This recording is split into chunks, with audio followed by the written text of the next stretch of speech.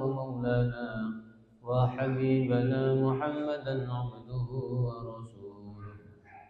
اللهم صل وسلم وبارك على سيدنا محمد وعلى آله وأصحابه ومن تبعهم بإحسان إلى يوم الدين. Amma ba'd. Hadirin jamaah salat maghrib yang dirahmati dan dimuliakan oleh Allah Subhanahu wa taala. Tak henti-hentinya senantiasa kita bersyukur kepada Allah Subhanahu wa taala atas limpahan rahmat, hidayah, inayah serta taufik yang Allah berikan kepada kita sehingga kita diberi kemudahan untuk memenuhi daripada panggilan Allah melaksanakan salat maghrib secara berjamaah. Mudah-mudahan seluruh langkah-langkah kita dan seluruh amaliyah kita senantiasa diterima oleh Allah Subhanahu wa taala. Amin ya rabbal alamin. Shalawat beserta salam senantiasa kita sanjung agungkan kepada junjungan kita yang mulia Nabi besar Muhammad sallallahu alaihi wasallam dan juga kepada seluruh keluarga beliau, sahabat-sahabat beliau dan seluruh pengikutnya ila yaumil qiyamah. Berikutnya kembali kita sama-sama berthalibul ilmi membahas tentang ilmu fikih. Minggu lalu pembahasan tentang sholat sunnah atau sholat sunnah rawatib. Ada 17 dalam sehari semalam, ada 17 rakaat sholat sunnah rawatib. Salat sunnah yang mengikuti daripada salat fardu, di antaranya 2 rakaat sebelum subuh, 4 rakaat sebelum zuhur, 2 rakaat setelah zuhur, 4 rakaat sebelum asar, 2 rakaat setelah maghrib, dan 2 rakaat setelah isya.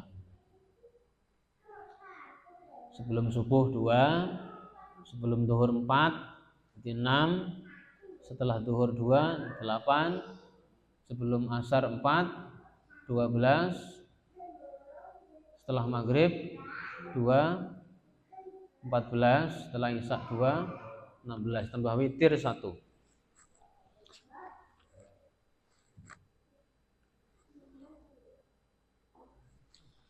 Bismillahirrahmanirrahim.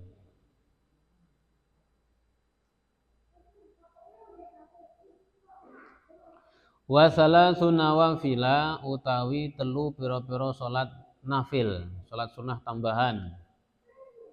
Muakkadatun kang dikuatake.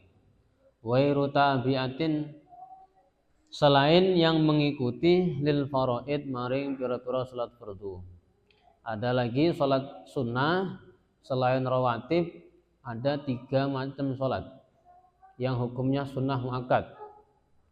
Ahaduha utawi salah suwijine salasu nawafil iku sholatul lail, salat malam. Wa naflul mutlaqu utawi salat sunnah mutlak fil laili ing dalam wektu bengi iku afdalu luweh utama minan naflil mutlaqi ketimbang salat sunnah mutlak fin nahar ing dalam wektu siang. Wa naflu lan utawi salat sunnah wasatul lail ing dalam tengah-tengah malam iku afdalu luwih utama. Summa akhirahu tumuli salat sunnah ing dalam akhir malam iku afdalu lebih utama.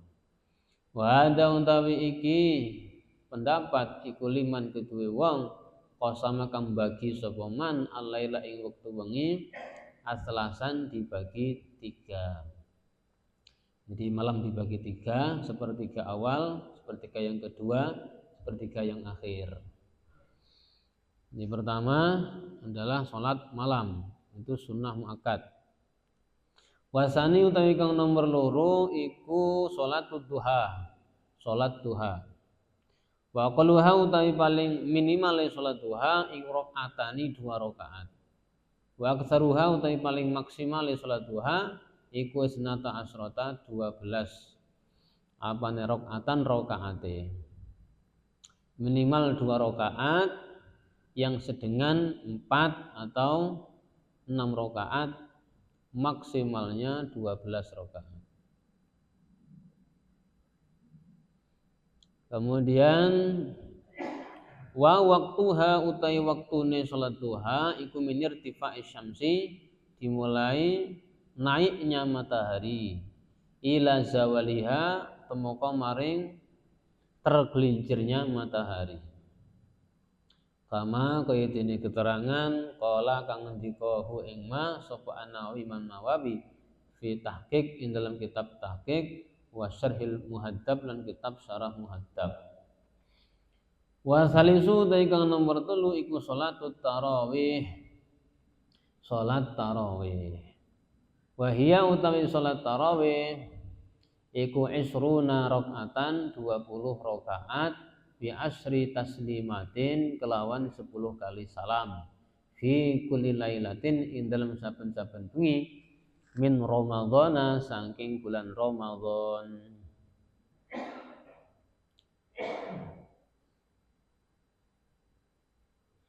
Ya, ada 3 salat nafil. Tadi yang pertama salat malam atau disebut dengan salat sunnah mutlak. Salat sunnah mutlak itu bisa dikerjakan di waktu malam, bisa juga dikerjakan di waktu siang. Ya, salat taubat, salat hajat, salat tasbih, itu salat-salat sunnah mutlak itu bisa dikerjakan di waktu malam dan juga siang hari, tetapi di waktu malam lebih utama. Jadi salat hajat di waktu malam boleh, di siang hari juga boleh, tetapi yang lebih utama di waktu malam. Salat tasbih juga siang boleh, malam boleh, yang lebih utama di waktu malam. Di waktu malam itu waktu yang istimewa untuk taqarrub kepada Allah dibanding dengan waktu siang. Kemudian yang kedua tadi salat duha. Kemarin sudah disinggung sedikit masalah salat isyraq dan salat duha. Pendapat yang dikokohkan isyraq itu termasuk duha. Jadi duha awal, salat duha awal. Ada yang berpendapat isyraq itu sendiri, begitu matahari terbit sudah hilang waktu kemakruhan, maka di situ salat isyraq. Tetapi pendapat yang dikuatkan itu namanya salat duha. Kalau salat isyraq ya boleh, salat duha juga boleh. Waktunya mulai terbit matahari sudah naik seukuran 1 tombak, hilang waktu yang makruh sampai masuk waktu zuhur. Jadi sebelum zuhur itu ada namanya waktu istiwa. Ada waktu yang makruh tahrim untuk mengerjakan salat sunnah. Itu setelah subuh ada waktu istiwa, dan setelah asar itu waktu makruh tahrim mengerjakan salat sunnah. Kecuali hari Jumat dan di Masjidil Haram. Di sana ketika waktu istiwa tidak ada kemakruhan. Pas hari Jumat juga sama, pas hari Jumat waktu istiwa tidak ada kemakruhan. Selain hari Jumat dan selain di Mekah waktu istiwa, maka makruh tahrim mengerjakan salat sunnah. Waktu istiwa itu para ulama berikhtiyar kurang lebihnya 15 menit sebelum masuk waktu zuhur. Untuk kehati-hatian. Waktu istiwa itu waktu pas matahari pas tengah-tengah. Kalau kita berada di garis khatulistiwa itu nanti nggak ada bayang-bayang. Kita pas matahari di tengah-tengah, kita berdiri di halaman rumah, nanti nggak ada bayang-bayang. Atau kita tancapkan tongkat ketika tengah hari, pas matahari tengah-tengah, nanti nggak ada bayang-bayangnya. Jadi nggak ada bayang-bayang. Itu kalau kita berada di garis khatulistiwa. Kalau di sini tetap ada bayang-bayang. Jadi menjelang waktu zuhur kita tancapkan tongkat, nanti ada bayang-bayang itu namanya bayang-bayang istiwa. Ya, karena kita bukan berada di garis khatulistiwa. Itu waktu istiwa itu makruh tahrim, jangan sholat sunnah. Jadi sholat duhanya sebelum itu.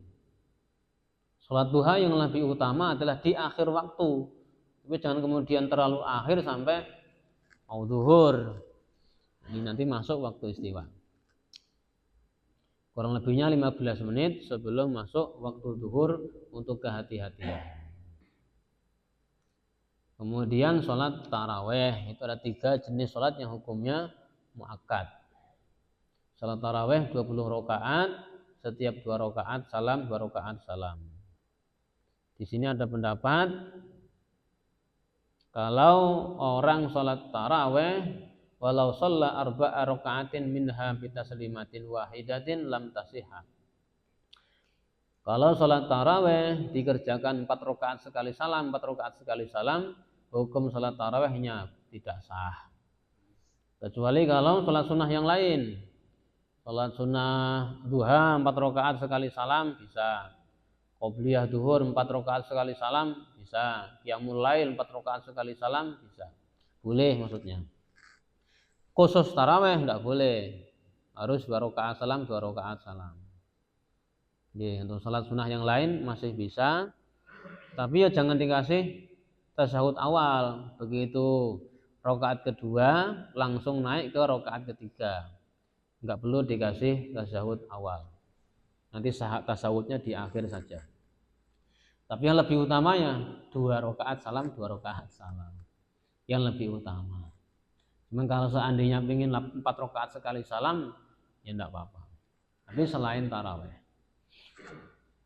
Wallahu a'lam. Ada pertanyaan?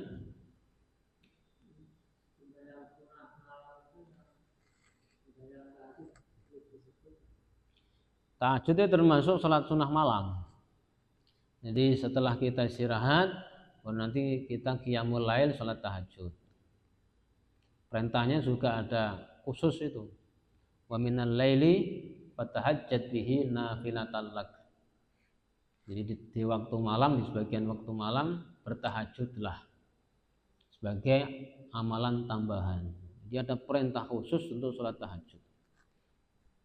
Ya walaupun cuma 2 rakaat disempat-sempatkan bangun sholat 2 rakaat sholat tahajud. Ada acara qiyamul lail. Enten boleh? Kalau sholat tarawih 2 rakaat. Tapi di sebelah kita sudah ada yang melakukan 4 rakaat salam. Itu firqah apa? Ya, artinya kalau mereka tidak berpedoman dengan kitab-kitab fikih, nanti pasti ada ndak samanya. Kayak sebagian kawan-kawan kita, sebagian ormas itu sholat tarawihnya 4 rakaat sekali salam. Kalau melihat daripada hukum fikih ya ndak sah. Kalau kita tahu hukumnya, kita bermakmum dengan mereka, ya kita yang nggak sah. Mereka ada sebagian firqah itu menggunakan amaliyahnya itu menggunakan tarjih. Jadi ada amalan-amalan di situ, ada khilafiyat di situ, terus diambil menurut kesepakatan mereka. Jadi ada yang diunggulkan, pakai tarjih namanya. Jadi kalau kembali kepada hukum fikih ya tidak boleh. Kalau sholat tarawih 4 rakaat salam, 4 rakaat salam. Kalau sholat sunnah yang lain masih bisa. Tarawih tidak boleh.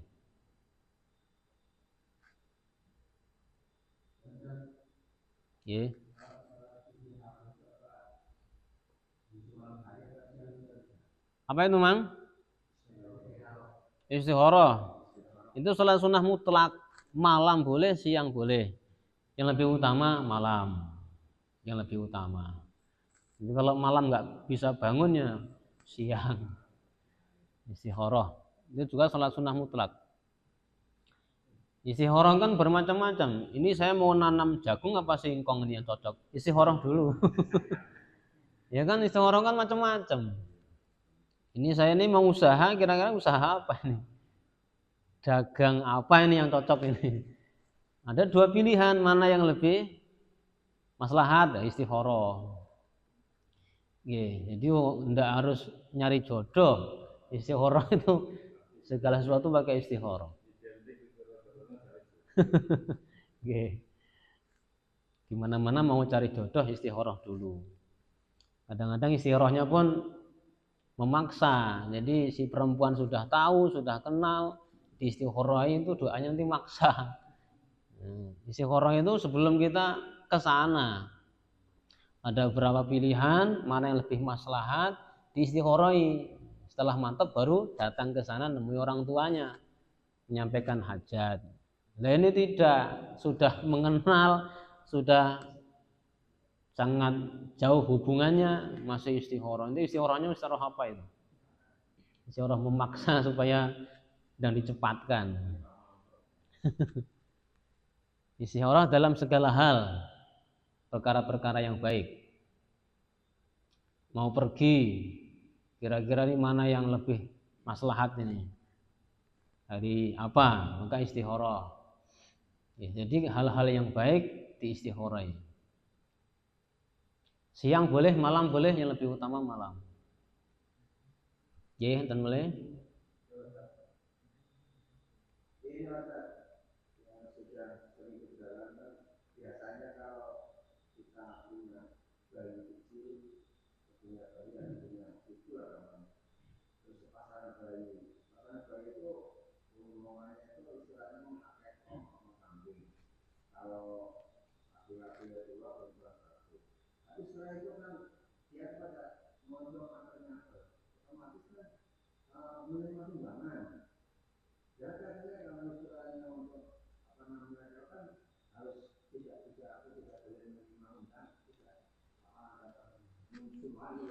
Yeah. Yang berlaku sekarang ya. Jadi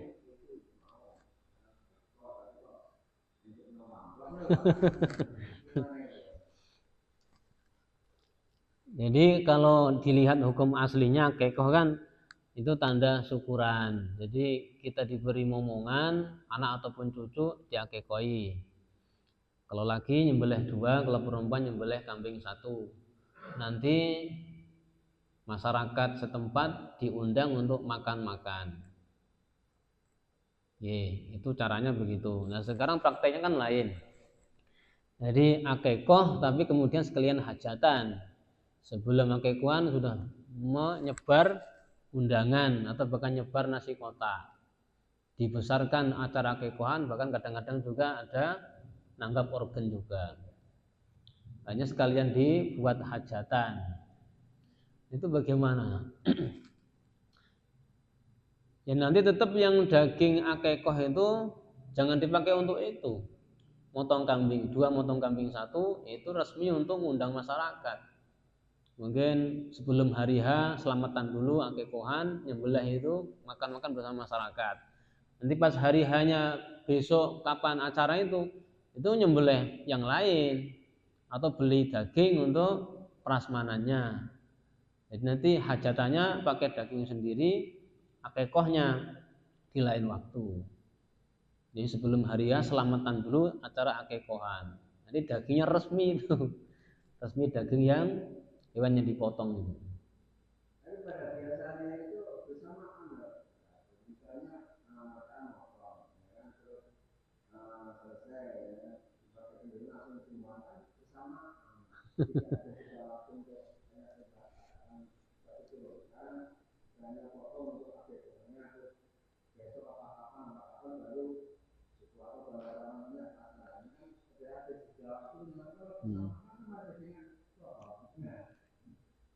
Berarti nanti itu dikembalikan pelakunya aja, niatnya aja. Jadi nanti jalan keluarnya kita yang akikah, kita nyediakan jadi motong kambing 2 dimasak. Nanti kan kalau kita ngundang orang pakai nasi kotakan itu pakai lain tuh itu, pakai ayam segala macam pakai ayam. Nanti pas hari H-nya ya niatnya kita yang akikah, ya ini daging yang dimasak untuk jamu mereka. Urusan amplop urusan mereka. Oke, tapi kita yang akikoh niatnya ya ini daging untuk akikohan. Nanti urusan amplop itu urusan lain. Nanti mereka nyumbang. Oke. Insyaallah enggak apa-apa lah. Tergantung niatnya.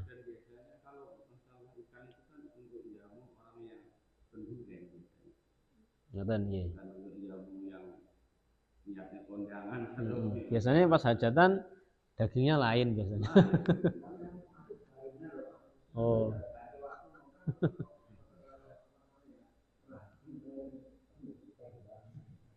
Oke. Saya rasa tinggal niatnya saja lah. Tinggal niatnya. Kalau yang punya memang niat ini akikoh, ya sudah, ini dimakan banyak orang. Kan nggak disyaratkan yang diundang harus miskin saja, enggak ada. Yang penting masyarakat diundang untuk makan-makan.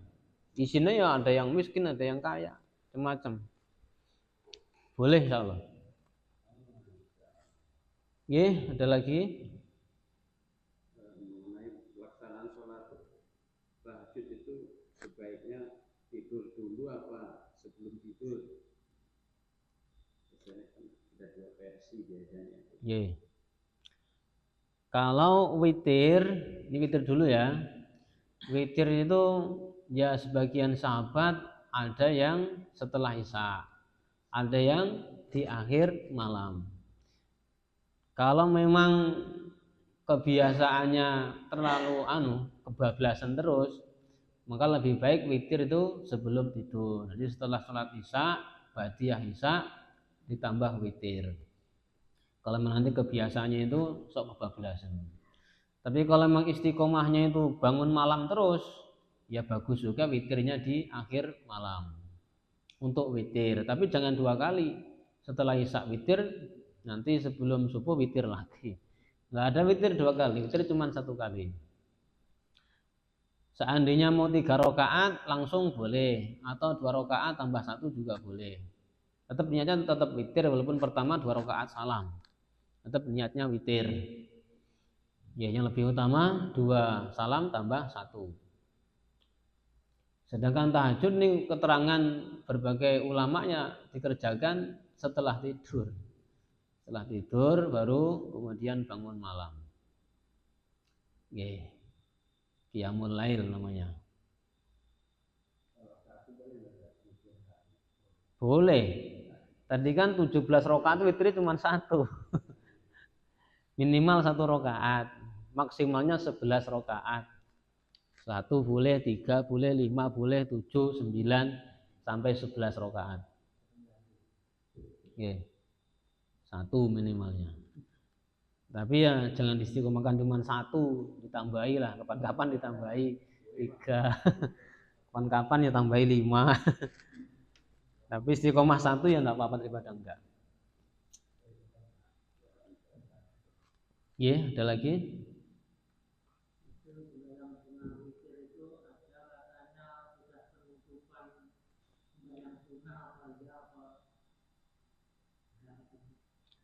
Penutupan sholat sunnah. Wallahu a'lam.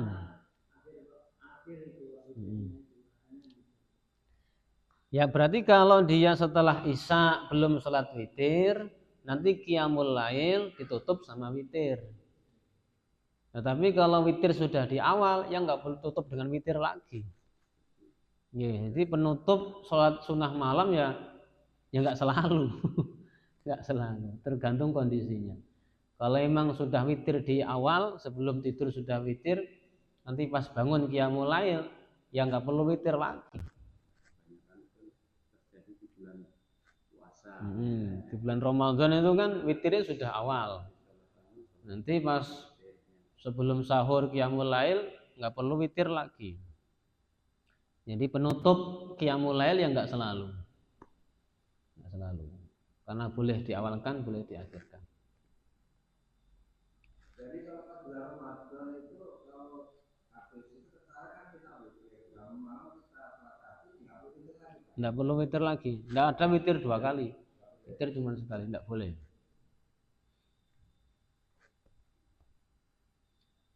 Ye, ada lagi?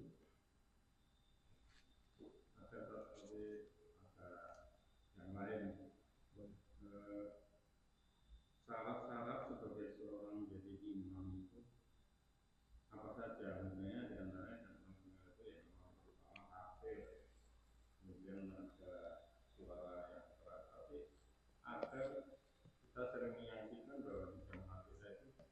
Jadi imam shop di belakangnya itu nggak kedengaran atau gimana?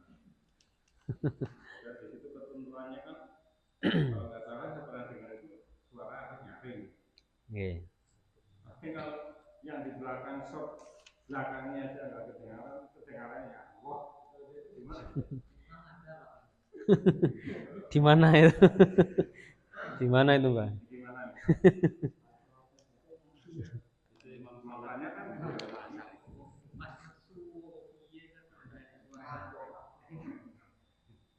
imam pas sholat zuhur sama asar itu.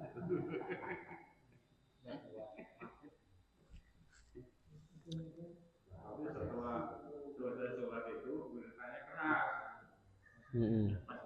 Jadi mana?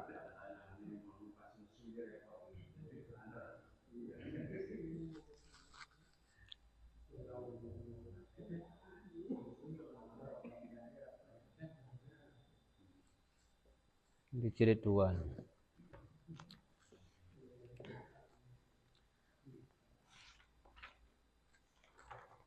Kalau lafadz sorehnya ya perlu kita mutolaah dulu, lafadz yang jelasnya di jilid 2 kayaknya. Bentar.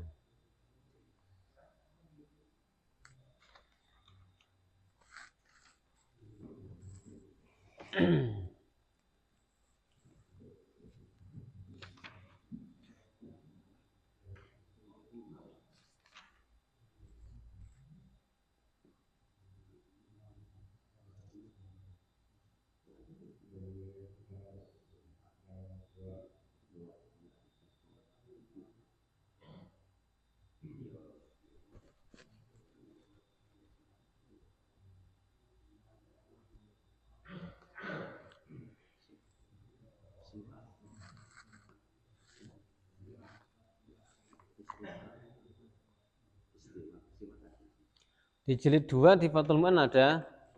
Nanti kita dulu, mutolaah dulu ya. Cuma secara garis besar imam ketika dia ngimami sholat jamaah ya pertama tentunya ngerti urusan sholat, ngerti ilmunya urusan sholat. Pertama dimulai daripada niat. Kalau untuk sholat jamaah 5 waktu niat jadi imaman hukumnya sunnah. Boleh niat imamannya disusul di tengah-tengah nanti. Jadi pas di tengah-tengah sholat dia baru niat imaman boleh. Tapi kalau jadi makmum niat makmuman harus, karena kalau dia nggak niat makmuman, kalau ngikuti imam jadi batal sholatnya. Kalau imam niat imaman pada sholat 5 waktu hukumnya sunnah. Kalau untuk sholat Jumat niat imaman di waktu takbir hukumnya wajib. Jadi boleh ketika sholat 5 waktu itu niat imamannya di tengah-tengah pelaksanaan sholat. Selanjutnya ya dia tidak umi, artinya bacaannya masih harus bagus. Karena kalau bacaannya rusak nanti bisa jadi ngerusak makna malah batal kabeh. Kemudian yang lebih diupayakan itu orang tempatan situ yang dia orang alim dan dia orang yang sudah tua, yang alim. Pokoknya dia punya pengaruh di situ. Kalau yang tua enggak ada yang alim, yang muda, kalau dia alim berarti yang muda itu. Jadi secara garis besarnya mungkin sementara itu dulu. Jadi yang alim, yang umurnya lebih tua dan dia orang tempatan situ. Yang lebih pokok bacaannya harus jelas. Harus tidak boleh umi itu orang-orang yang bacaannya rusak, sering rusak makna. Nah sekarang orang imami nggak jelas bacaannya bagaimana, ini kan nggak bisa di seleksi bacaannya bagaimana, benar atau salah. Tapi kalau mereka pernah ngaji, pernah mondok, ya sholat kita sah-sah saja. Walaupun kita enggak kedengaran bacaannya. Yeah. Memang ada yang model begitu. Imamnya enggak ada suaranya.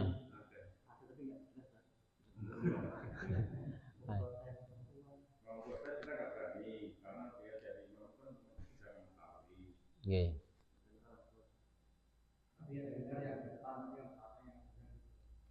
Bisa jadi yang depan pun enggak pakai jelas.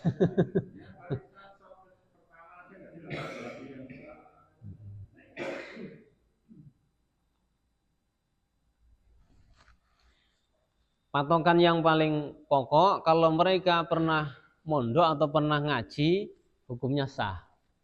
Yang penting dia pernah ngaji, bacaannya bagaimana, hukumnya tetap sah. Itu pandangan para ulama begitu itu. Yang penting dia pernah ngaji, bacaannya kadang-kadang juga nggak benar, tetap dihukumi sah.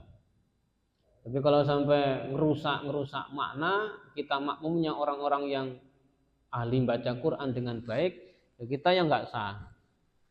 Untuk mereka ya sholatnya sah, tapi kita makmum yang bacaannya bagus, nah nanti bisa jadi nggak sah. Ya nanti kita mutolaah dulu lah. Di jilid 2 kayaknya ada itu lengkapnya. Nggih, kita mulai. Yang menempati di belakangnya imam itu seharusnya orang yang bagaimana? Yang di belakangnya imam pas itu harusnya yang bisa menggantikan imam kalau nanti ada sewaktu-waktu terjadi masalah, imamnya batal, dia bisa menggantikan. Atau imamnya ada yang lupa, dia mengingatkan.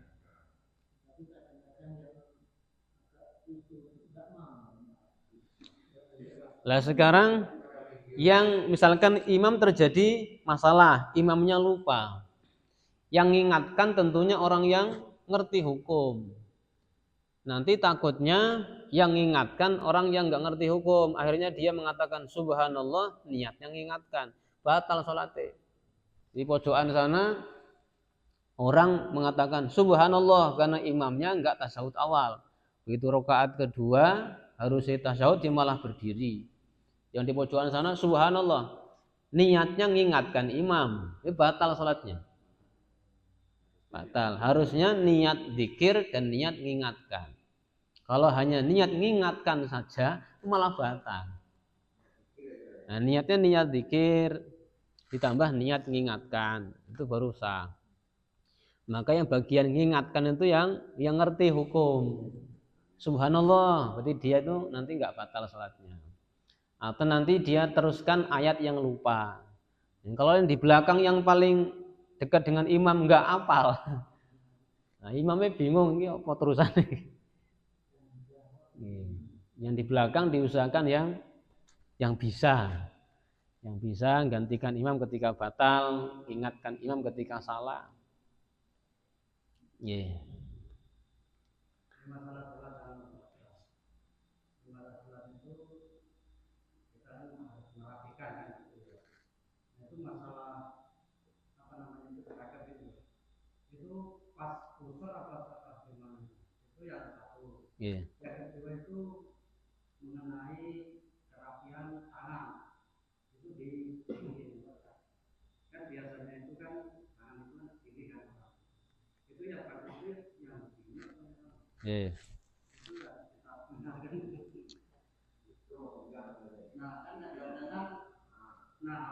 itu loh kan kalau saya ketahuan itu kan harusnya Oke.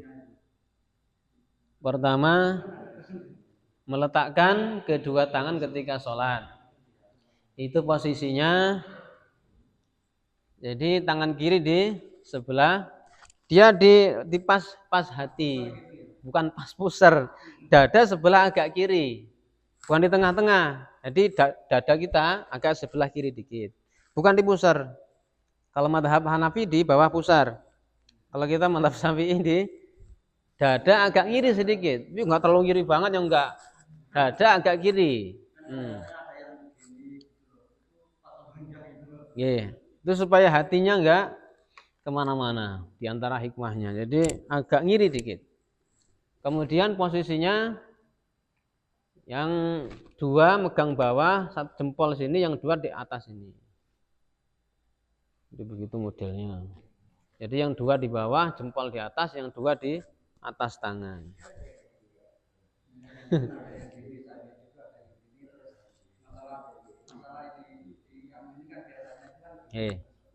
Kemudian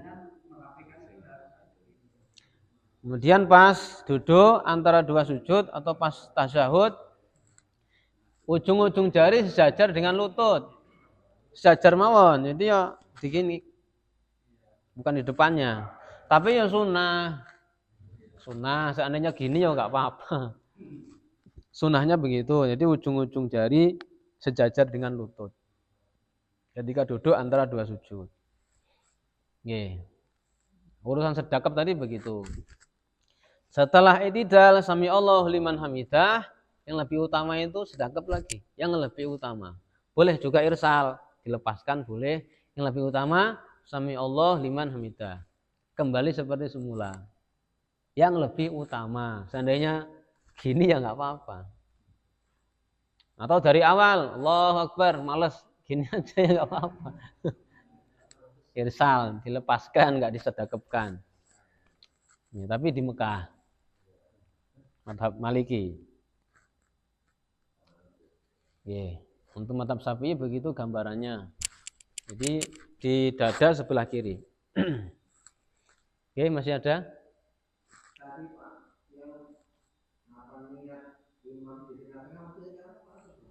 Misalkan pertama sholat, usolli fardul maghrib sampai akhir, kemudian Allahu Akbar tanpa niat ngimami.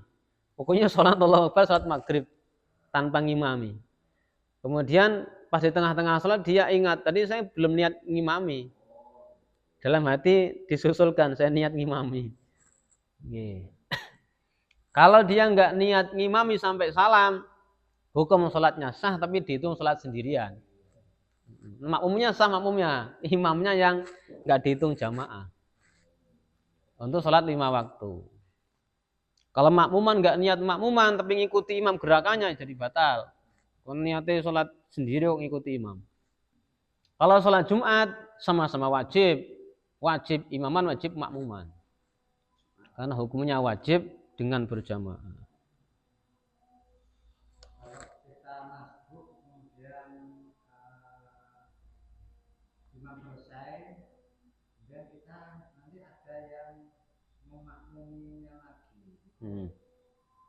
Niatnya apakah berubah atau tidak? Oke. Kita kan sudah jamaah. Cuman kita masbuk tadi. Imamnya salam, kita nambah rokaat. Kita nambah rokaat, ada orang baru datang, nepuk pundak. Maksudnya dia mau jamaah dengan kita. Ya kita nggak perlu niat imaman, kita sudah jamaah dengan imam yang awal tadi. Si makmum ini yang niat makmuman. Kita tinggal neruskan tadi rokaat yang kurang, sambil bantu kawan kita yang mau jamaah itu. Ya kita nggak usah niat imaman. Kita sudah dihitung jamaah sejak awal tadi.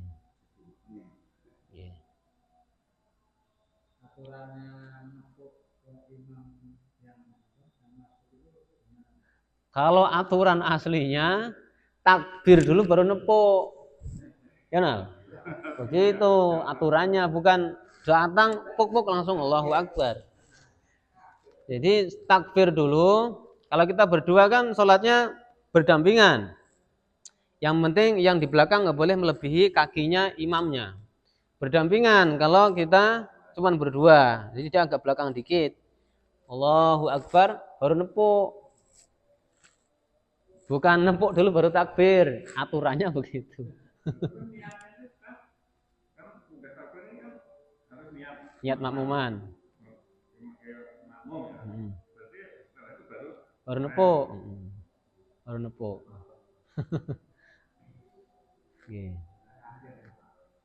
Nepuknya ya biasa. Jangan.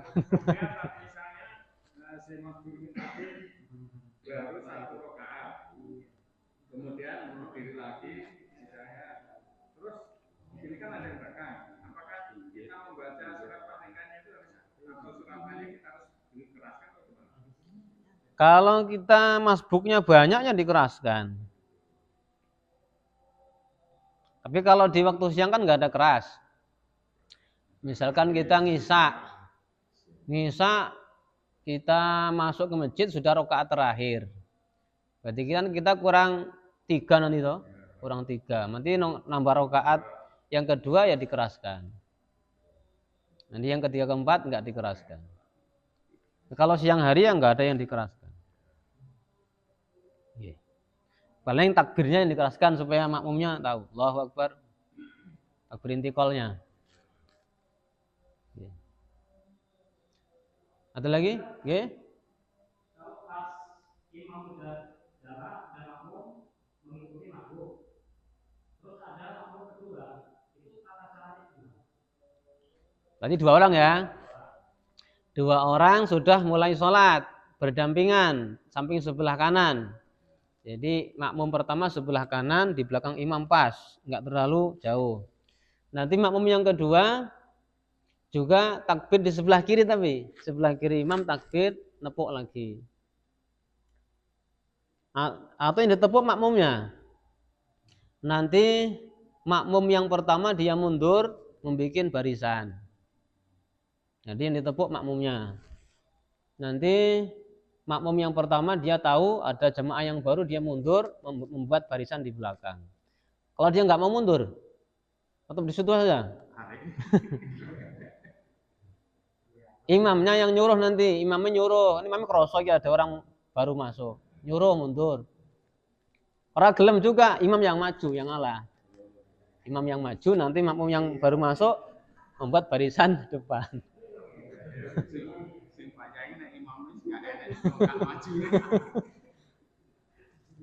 Kalau nggak ada lokak maju lagi, ya ini dipaksa disuruh mundur, nanti dia mau. Kalau didorong pelan nggak mau sambil dicubit, yang pakai tangan. Tapi biasanya ya mau lah. Ditepuk berarti dia suruh mundur membuat barisan.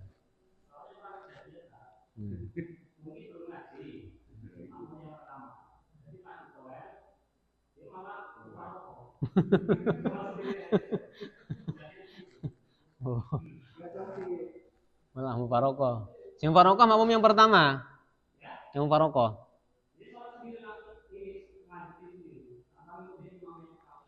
Padahal nanti sudah niat makmuman ya. Ya nggak harus mufarokoh.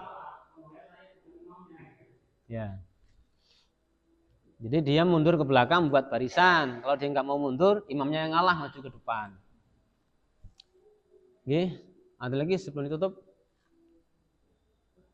Kemarin kayaknya ada PR, Pak. Pak. 3 kali berturut-turut. Oh iya, salat Jumat memang ya? Meninggalkan sholat Jumat berturut-turut 3 kali. Itu ya ada ancaman dalam hadis Fathul Qorib juga ada. Yaitu memang hadisnya itu sangat berat itu. Keras. Nanti dihukumi nifaq, dihukumi munafik orang yang seperti itu. Tapi Imam Romli mengatakan kalau dia memang sengaja enggak Jumatan sampai 3 kali itu, atau bahkan enggak sengaja enggak Jumatan, nanti hatinya itu ada dindingnya. Ada dindingnya sehingga dia tidak bisa menerima nasihat.